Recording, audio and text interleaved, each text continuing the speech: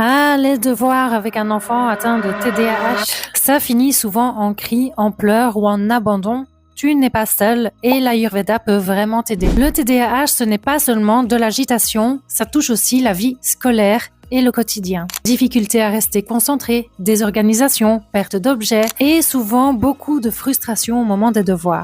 En Ayurveda, on considère que ce déséquilibre vient aussi du manque de structure et d'ancrage. Et c'est là que toi, en tant que parent, tu peux l'aider en créant un cadre adapté à son énergie. Première clé, un environnement calme et épuré. Moins de distractions autour, ça signifie plus de chances qu'il reste attentif. Même une table dégagée peut vraiment faire une différence. Deuxième clé, des devoirs par petites étapes. Ton enfant atteint de TDAH se décourage vite devant une tâche longue. Découpe les devoirs en petits blocs de 10 minutes par exemple, avec une pause courte entre chaque bloc. La troisième clé, c'est d'adapter selon son dosha dominant.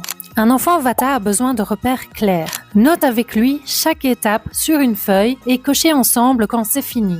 Un enfant Pitta déteste l'injustice et veut aller vite. Valorise ses efforts plutôt que ses résultats et encourage les pauses détente quand il s'énerve. Un enfant Kapha demande parfois plus de motivation. Commence toujours par un exercice qu'il aime, par un jeu dynamique avant de passer au devoir par exemple. Ces ajustements font une vraie différence car ils respectent la nature profonde de ton enfant. Dans la prochaine vidéo, on va parler du point crucial, la gestion des émotions chez l'enfant TDAH, parce que le mental apaisé, c'est aussi la clé des apprentissages sereins. Dis-moi en commentaire si tu as déjà trouvé le profil de ton enfant dans les vidéos précédentes et comment toi, tu fais pour les devoirs, si tu as des astuces qui pourraient aider les autres parents. N'hésite pas.